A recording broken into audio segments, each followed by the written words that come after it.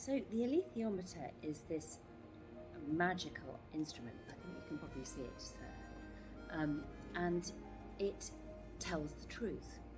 You ask it a question, and by a process of reading where the needle points to, you can find the answer to a question. So that's basically how it works, but it is a bit more complicated than that. I think Philip Pullman actually was exploring the idea of relationships, because very few people can have a relationship with the instrument, and you kind of have to have a very free relationship with this instrument to allow it to communicate with you. A bit like human relationships, where if you go in kind of going, I'd like you to do that for me and I'd like you to be that for me, it doesn't really work out.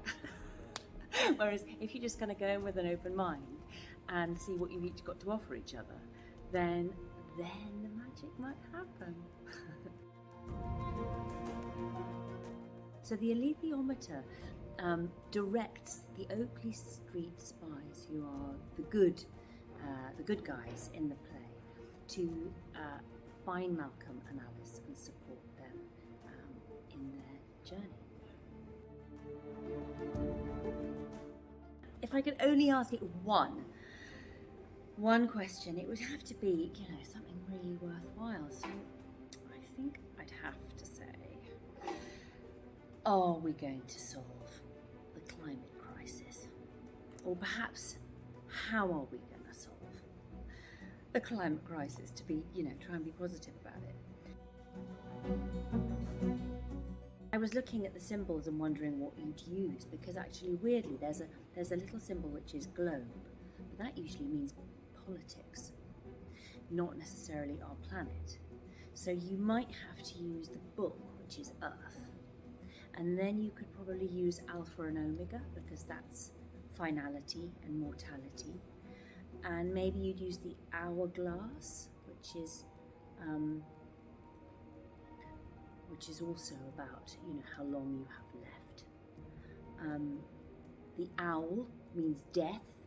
So I don't know, you'd have to kind of choose which one. Basically, you point the three shorter hands. And so on this prop instrument, we use these three. We pretend that that's moving the needles.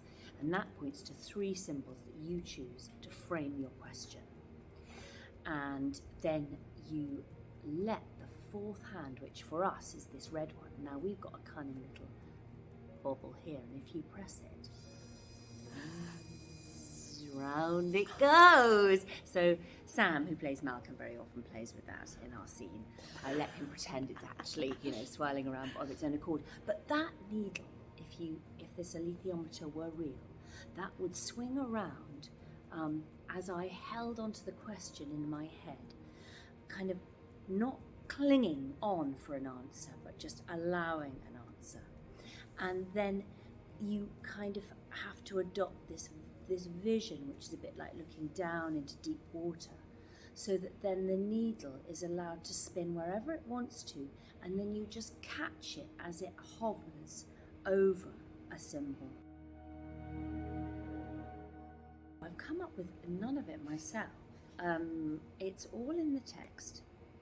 Bryony Lavery put various bits of alethiometry reading detail into the text. So I tell Malcolm how we read the alethiometer, because I see in the glint of his eye that he's really interested and he's a bit of a nerd.